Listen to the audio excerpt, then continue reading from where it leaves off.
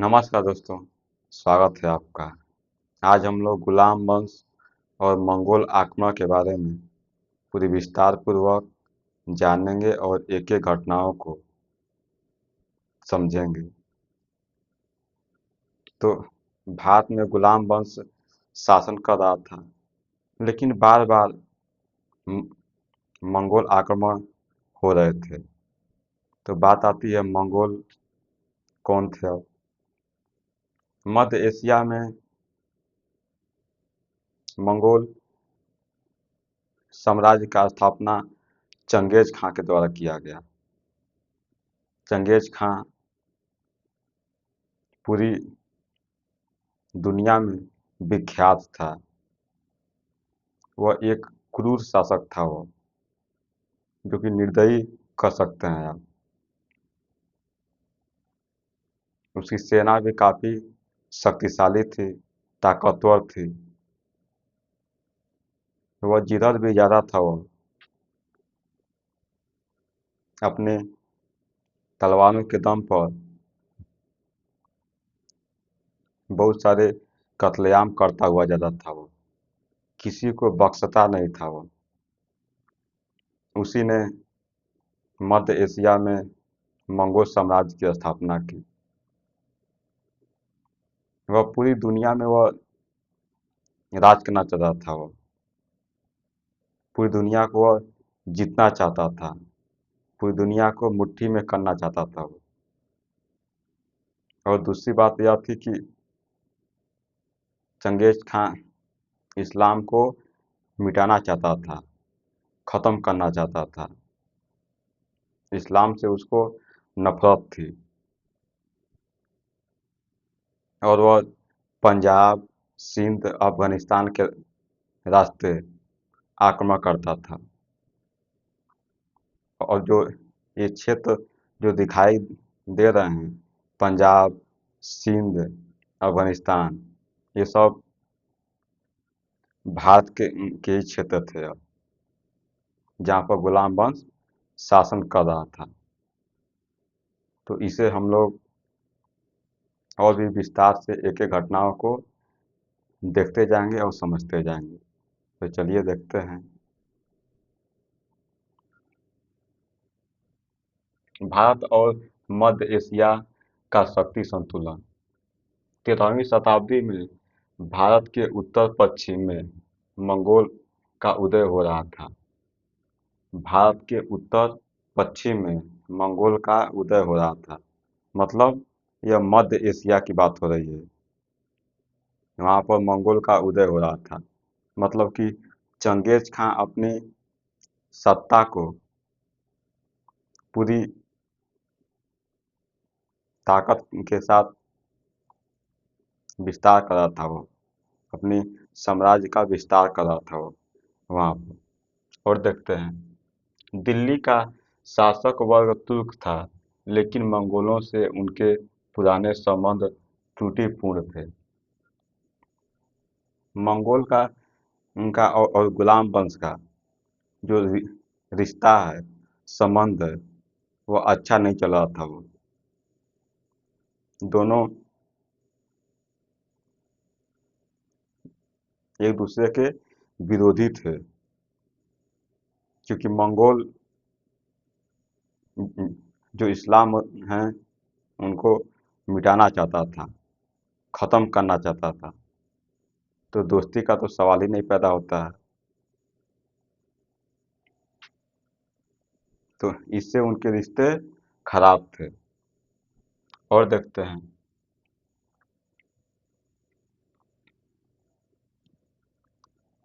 फिर था गुलाम वंश, जिसकी स्थापना 1206 में हुई। लगातार मंगोल खतरे के साए में शासन करता रहा। गुलाम वंश की स्थापना 1206 में हुई थी, लेकिन लगातार मंगोल हमले का डर सता रहा था। डर था कि कब मंगोल आक्रमण कर देंगे, क्योंकि गुलाम वंश इसके साए में जी रहा था, वो शासन कर रहा था।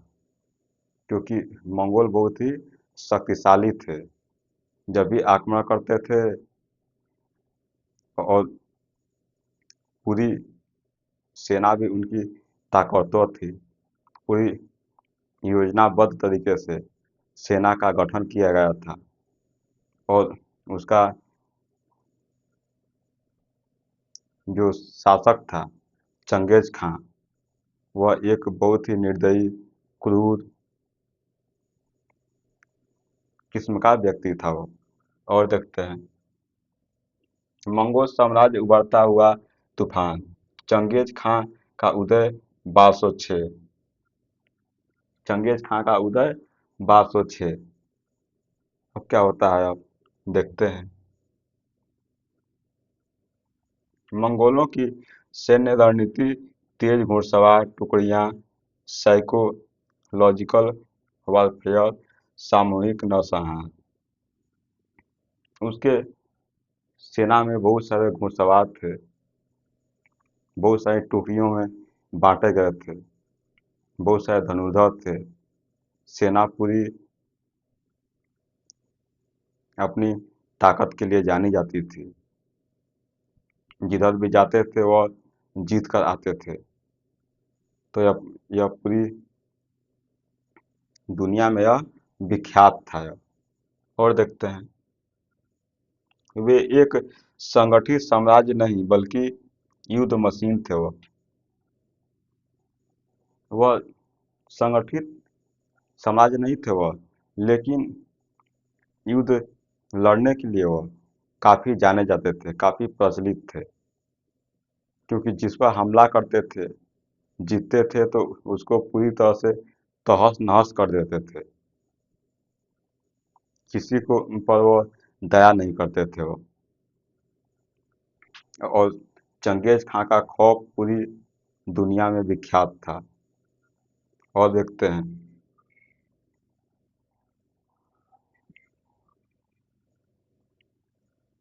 यासा के माध्यम से कानूनी शासन भारत के द्वार पर था।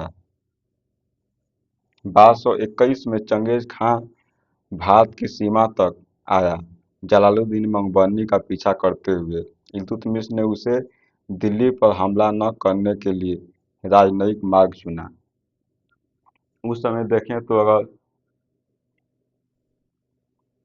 जलालुद्दीन मंगबरनी, जो कि चंगेज खां से जब युद्ध हुआ जलालुद्दीन मंगबरनी का, तो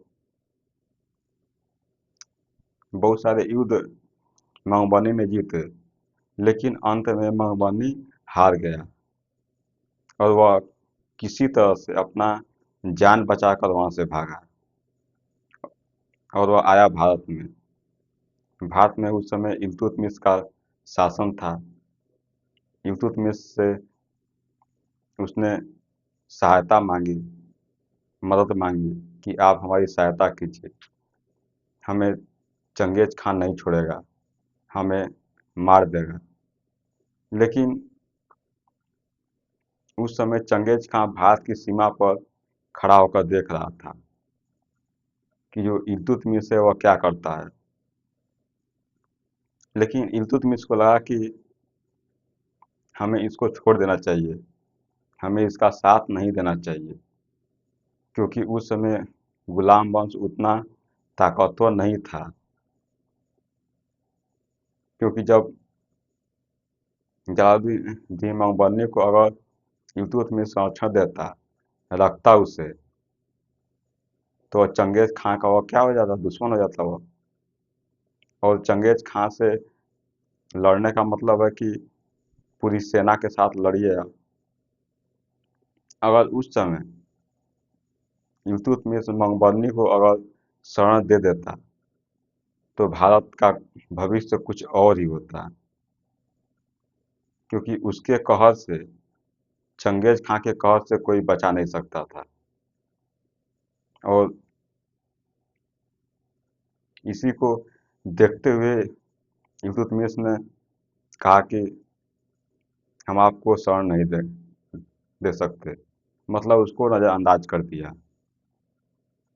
इसी को देखकर चंगेज खां, जो कि भारत की सीमा पर सेना लिए खड़ा था, उन्होंने लौट गया, क्योंकि उसके शत्रु, चंगेज खां का शत्रु कौन था?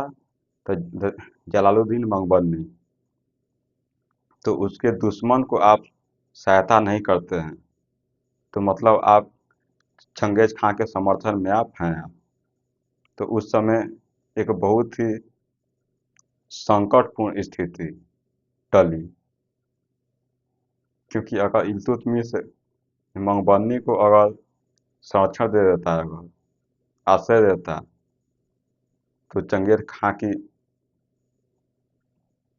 से युद्ध करना पड़ता, और इससे इल्तुतमिश कहा कि हम मंगबरनी को सहायता नहीं करेंगे उसका, और उसको वह छोड़ दिया वो। नहीं तो चंगेज खां भी भारत पर उस समय आक्रमण नहीं किया, और चंगेज खां के आक्रमण से भारत पूरी तरह से बच गया। और देखते हैं, यह पहला उदाहरण है जब दिल्ली सल्तनत ने मंगोलों के सामने झुकाव दिखाया।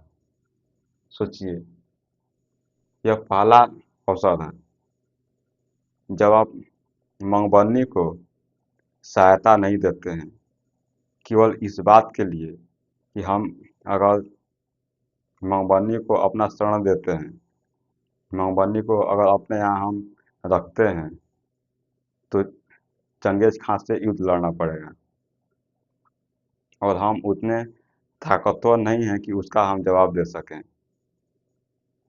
लेकिन यहाँ पर मंगबरनी को शरण नहीं दिया गया, मतलब कहीं ना कहीं मंगोल के झुकाव में अपना समर्थन देना पड़ा कि हम आपके साथ हैं, आपके खिलाफ नहीं हैं।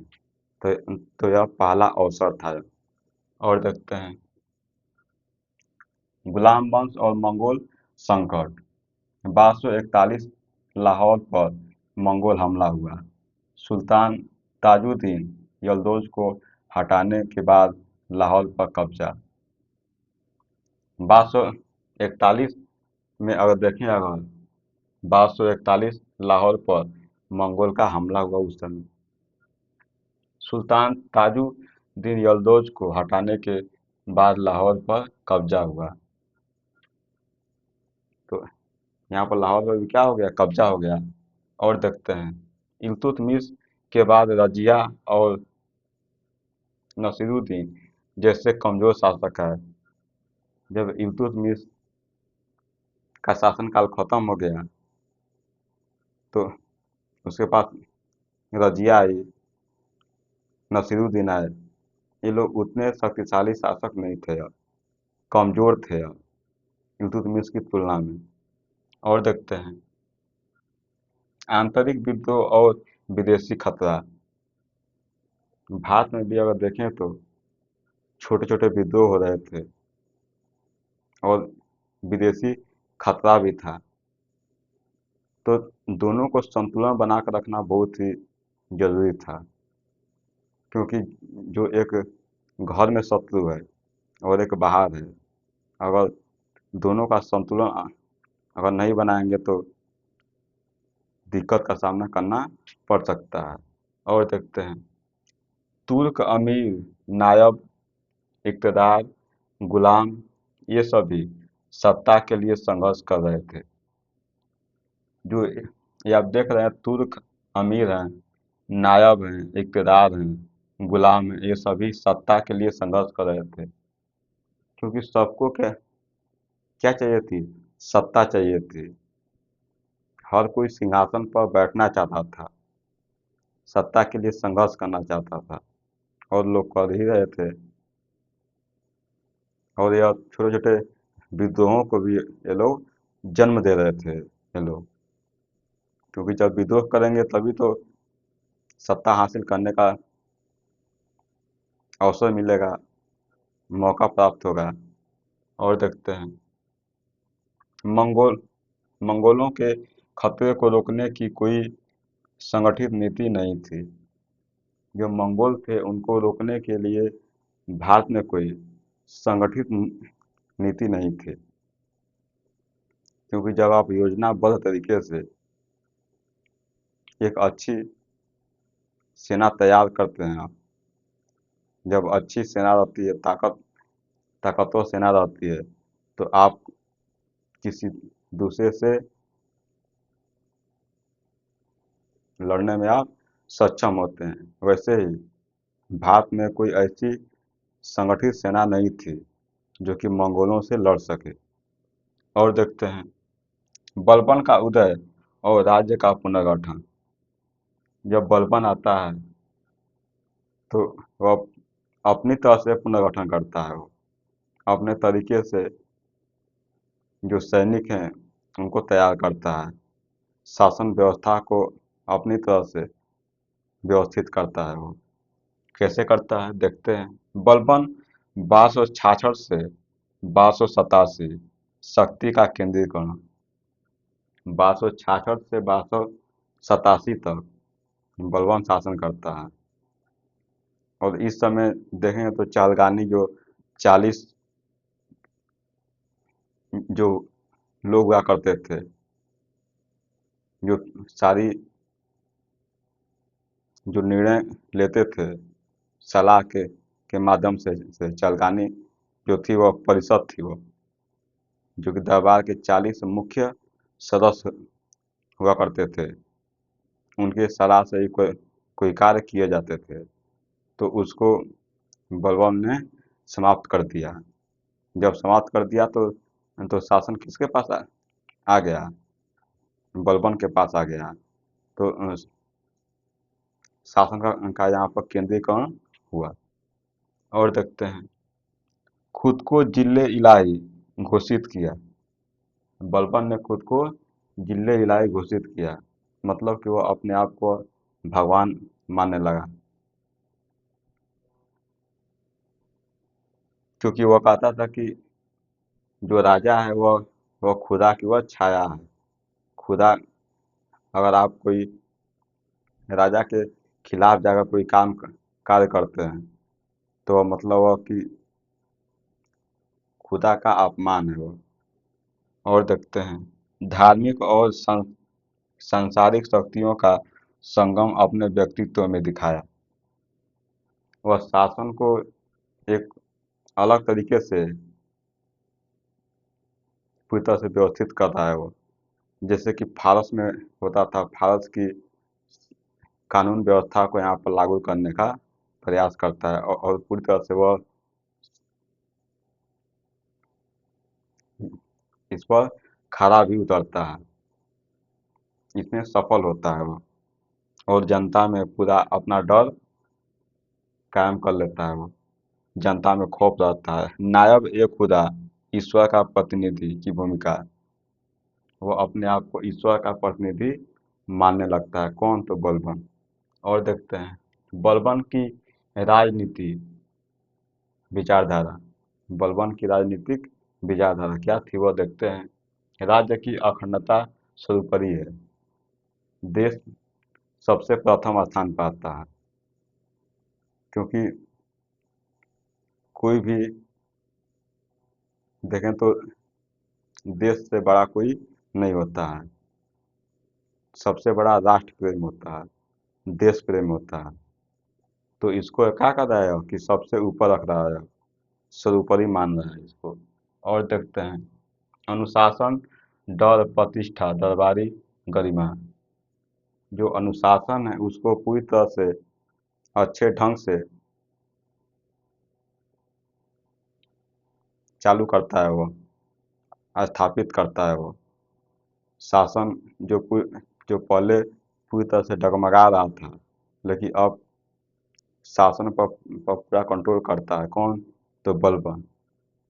और देखते हैं डर, जनता में डर फैलता है, सब लोग डरते हैं। अब प्रतिष्ठा और दरबारी गरिमा, लोग राजा का सम्मान करें और दरबार की गरिमा बनाए रखें। उस समय था कि कोई दरबार में हंसना वर्जित था। आप वहाँ पर हंसी मजाक नहीं कर सकते थे। तो यहाँ पर उसी गरिमा को बनाए रखने का प्रयास किया गया। बलबन की मंगोल नीति सैन्य सुधार और सीमांत नीति। बलबन ने सैन्य सुधार किए।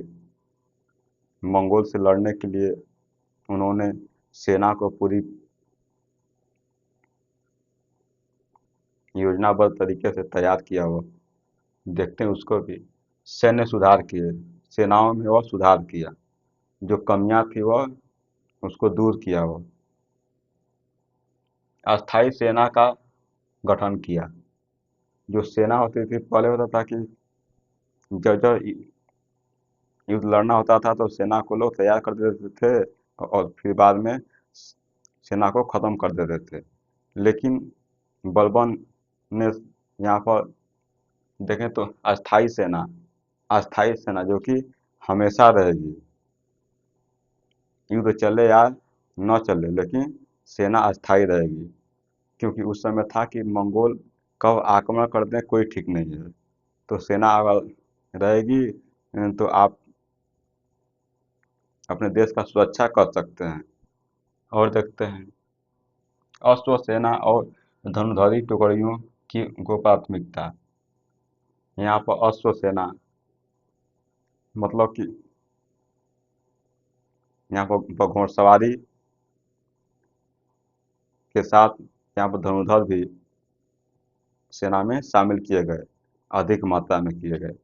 और देखते हैं पेशेवर बढ़ाई गई वेतन अनुशासन टुकड़ी संरचना। जो पेशेवर हैं, जो कार्य कर रहे हैं, उनका वेतन है जो पहले की तुलना में ज़्यादा किया गया, बढ़ाया गया। और वेतन अनुशासन टुकड़ी संरचना, जो टुकड़ियाँ थी उसे जो कि देखते हैं योजनाबद्ध तरीके से उसे बनाया गया, पूरी संरचना के साथ उसका विकास किया गया है। सरहदी सुरक्षा, यहाँ पर देखें तो सीमा की सुरक्षा को लेकर बात की गई है। बॉर्डर डिफेंस पॉलिसी, दीवान ए गुजर, लाइन ऑफ फोर्ट। यहाँ पर देखें तो जगह जगह पर किले बनाए गए छोटे छोटे। जब किले बने रहेंगे तो वहाँ पर कुछ सेनाएं रहेंगी, क्योंकि कोई अगर आक्रमण करता है तो जो किले हैं वह उसमें अपनी मदद के लिए बहुत ही कारगर साबित हो सकते हैं। जब छोटे छोटे किले होते हैं तो वहाँ पर सैनिक भी होते हैं। कोई भी अगर बाहरी हमला करता है तो उससे वह सुरक्षा प्रदान करते हैं वो। और देखते हैं पंजाब से लेकर सिंध तक छोटे छोटे किले बनाए गए। पंजाब से लेकर सिंध तक छोटे छोटे दुर्ग बनाए गए। जब किले होंगे तो वहाँ पर सैनिक भी होंगे, सैनिक होंगे, हथियार होगा वहाँ पर। तो इससे भारत की इनकी जो सीमा है उसको सुरक्षित किया गया। और देखते हैं पटियाला, मुल्तान, लाहौर जैसी जगहों को सुरक्षा कवच बनाया गया। पटियाला, मुल्तान, लाहौर जैसी जगहों को सुरक्षा कवच बनाया गया, क्योंकि जो महत्वपूर्ण शहर हैं उनको कोई भी आक्रमण करता है तो जो बड़े बड़े शहर होते हैं उसको लोग निशाना बनाते हैं। तो जो ये सब शहर है, पटियाला हो गया, फिर लाहौर हो गया, मुल्तान हो गया, ये लोग उस समय बड़े बड़े शहर थे।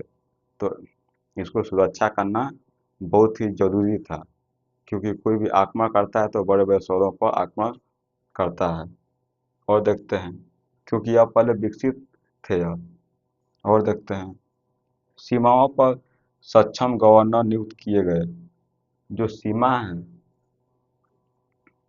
वहाँ पर गवर्नर की नियुक्ति की गई कि आप यहाँ पर पूरी अच्छी तरह से आप देखेंगे, आप देख रेख करेंगे यहाँ का। जो कि जो इस समय देखते होंगे आपकी जो जिला में डीएम होते हैं, वैसे ही उस समय छोटे छोटे गवर्नर नियुक्त किए गए। संघर्ष की चरम सीमा और बलिदान, संघर्ष की चरम सीमा और बलिदान। और देखते हैं इसको, बलबन बनाम मंगोल। अब यहाँ पर बलबन ने पूरी तैयारी कर ली है पूरी अपनी, और मंगोल से अपने आप को सुरक्षा करने के लिए पूरी नीतियाँ बना चुके हैं, पूरी तरह से तैयार हैं।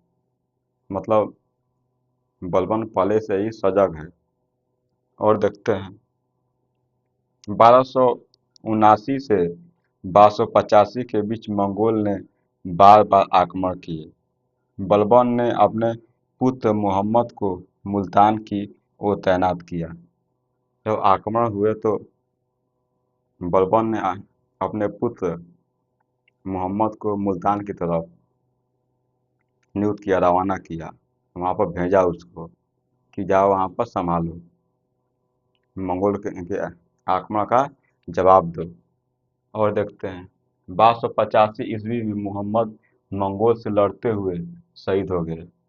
जब मुल्तान भेजा गया मोहम्मद को, तो वह मंगोल से लड़ते हुए क्या हो गया, वह शहीद हो गया, वो उसकी मृत्यु हो गई। और देखते हैं बलबन की प्रतिक्रिया, जब बलबन की पुत्र की मृत्यु हो गई वहाँ पर, तो बलबन की क्या प्रतिक्रिया रहती है उसको भी देख लेते हैं। बलबन टूट गया, लेकिन उसने राज्य को नहीं टूटने दिया, क्योंकि किसी का भी कोई पुत्र शहीद हो जाता है, मर जाता है, तो उसकी पूरी तरह से जो मानसिक संतुलन है वो खो खो बैठता है वो। तो उसी तरह बलबन पूरी तरह से अपनी पुत्र की मृत्यु के बाद वह टूट गया वो, लेकिन राज्य को टूटने नहीं दिया वो, क्योंकि वह जानता था कि जहाँ पर हम बैठे हुए हैं, जिस गद्दी की हम रक्षा कर रहे हैं, वह हमारा सबसे प्रथम कर्तव्य है कि इसकी हम रक्षा करें।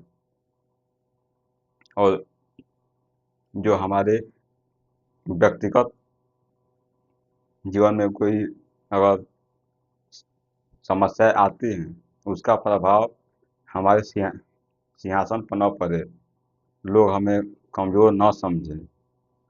तो यह क्या किया, यह उस समय की शासन को बिखरने से रोका हो, अपने आप को संभाल लिया हो। और देखते हैं अपने अंतिम वर्षों में उसने कठोरता की सारी सीमाएं पार कर दी।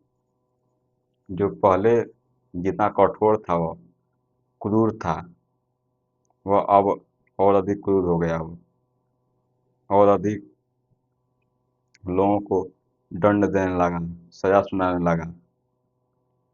मतलब अब सारी सीमाएं वह पार कर दिया। क्योंकि होता है ना कि जब जब ऊपर वाले ने हमारे साथ हमारे बेटों को छीन लिया, तो हम भी किसी को नहीं बख्शेंगे। जो गलत है वो गलत है वो। तो वहाँ पर बलबन अपने आप को पूरी तरह से सारी हदें पार कर देता है वो। और देखते हैं ऐतिहासिक विश्लेषण और अस्थायी प्रभाव। ऐतिहासिक विश्लेषण और अस्थायी प्रभाव क्या रहे। बलबन की उपलब्धियाँ देख लेते हैं इसको। दिल्ली पर मंगोलों का हमला नहीं हो पाया, क्योंकि जो दिल्ली केंद्र था, दिल्ली राजधानी था, दिल्ली को पूरी तरह से सुरक्षित कर लिया गया, क्योंकि बलबन पूरी तरह से तैयार था वो। उसके पास बहुत सारे अच्छी सेनाएं थी उस समय, बहुत सारे घुड़सवार थे, बहुत सारे धनुर्धर थे, सब कुछ अच्छी तरह से व्यवस्थित किया था वो। बहुत सारे देखेंगे तो पंजाब से लेकर सिंध तक किले बनवाए थे वो। वहाँ पर सीमाओं की सुरक्षा के लिए गवर्नर को नियुक्त किया था। ये सब सारी जो व्यवस्थाएं थी, सुविधाएं थी, यह दिल्ली को सुरक्षित करने में यह महत्वपूर्ण भूमिका निभाई। तो मंगोल आक्रमण उस समय दिल्ली तक नहीं पहुंच पाया, बचा रहा वो। और देखते हैं, सल्तनत को बाहरी आक्रमण से अस्थायी सुरक्षा मिली। जो सल्तनत है, जो सत्ता है, उसको अस्थायी रूप से सुरक्षा मिली। क्योंकि देखेंगे तो सुरक्षा हमेशा तो नहीं रहेगी। क्योंकि जब बलबन जब तक है तो ठीक है समझिए, लेकिन बलबन के बाद क्या होगा उसका कोई कोई निर्णय तो नहीं ले सकता है। क्योंकि कहते हैं ना कि भविष्य को कौन जानता है, भविष्य में क्या होगा। उसी तरह जब बलवान है तो सारी स्थिति ठीक है, अच्छी है, सेना भी अच्छी है, सब कुछ शासन व्यवस्था ठीक चल रहा है। लेकिन बाद में भी ऐसा ही चलेगा, ऐसा तो नहीं हो सकता। और देखते हैं, सामंती ताकतों का विनाश कर केंद्रीकृत सत्ता की नींव रखी गई। जो भी सामंत थे, जो भी दरबार में लोग थे, जो अपने आप को दिखा रहे थे, वह अपने आप को सत्ता के काबिल वो समझ रहे थे, वो सबको बलबन ने क्या कर दिया, खत्म कर दिया, समाप्त कर दिया। जो देख सकते हैं आपकी, जो आप चलगानी के 40 सदस्य हुआ करते थे, उसको जब बलबन ने नहीं छोड़ा तो किसको छोड़ाया। क्योंकि सत्ता के केंद्र में कौन हो गया, तो बलबन हो गया यहाँ पर। और देखते हैं, यहाँ पर ना, अगर आलोचना अगर देखें तो, क्योंकि बलबन की बहुत सारी आलोचनाएं भी होती हैं। क्या होती हैं देखते हैं। उसका उत्तराधिकारी कमजोर था, कैकूबाद। क्योंकि जो भी सारे, जो मोहम्मद था, वह एक योग्य शासक बन सकता था, लेकिन वह मंगोलों के आक्रमण के समय उसकी मृत्यु हो गई। तो कैकूबाद जो है, यह अयोग्य शासक था यह, लेकिन फिर भी गद्दी पर बैठ गया है। और देखते हैं, बलबन की नीति डर और दंड पर आधारित थी। जो बलबन की नीति थी, वह डर और दंड पर आधारित थी। लोग, बलबन से लोग डरते थे। बलबन सबको डरा कर रखता था। क्योंकि बलबन को लगता था कि एक राजा का खौफ होना चाहिए। और बलबन के जो जो अंगरक्षक होते थे, वह नंगी तलवार लेकर चलते थे। वह नंगी तलवार का मतलब है कि उनकी तलवार म्यान में नहीं रहती थी, बाहर रहती थी। तो लोग इससे खौफ मानते थे, डर मानते थे। दरबार में कोई नहीं बोलता था। और देखते हैं, जिससे दीर्घकालिक समर्थन नहीं मिला। जिससे, क्योंकि जब आप डर बना कर रखते हैं, खौफ बना कर रखते हैं, तो सत्ता लंबे समय तक नहीं चलती है। क्योंकि लोग आपसे डरते हैं, और डरने का मतलब कि सम्मान नहीं होता है। आप डरा कर चुप रख रख सकते हैं किसी को आप, लेकिन जब कोई व्यक्ति आपके सामने हो तो वह चुप है, वो डर के मारे। लेकिन जब आपसे वह दूर जाएगा, वह तो आपके बारे में बहुत सारी बातें कहेगा वो। तो वही बात हुआ, जिसे दीर्घकालिक समर्थन नहीं मिला, लंबे समय तक समर्थन नहीं मिला इसको। अस्थायी प्रभाव। अब प्रभाव क्या पड़े अस्थायी, उसको भी देख लेते हैं। बलबन की सीमांत नीति ने अलाउद्दीन खिलजी और गयासुद्दीन तुगलक जैसे शासकों प्रेरणा दी। इसको देखकर बहुत सारे जो शासक थे प्रेरणा लिए, सीखे शासन कैसे किया जा सकता है। देखते हैं इसको भी। उसकी नीति में साबित किया कि भारत को उत्तर पश्चिम से बचाने के लिए सीमाओं पर सशक्त मजबूती जरूरी है। भारत को आक्रमण से बचाने के लिए उत्तर पश्चिम में जो मजबूत सेनाएं रखना बहुत जरूरी है। तो आप इतना समझ गए होंगे, क्योंकि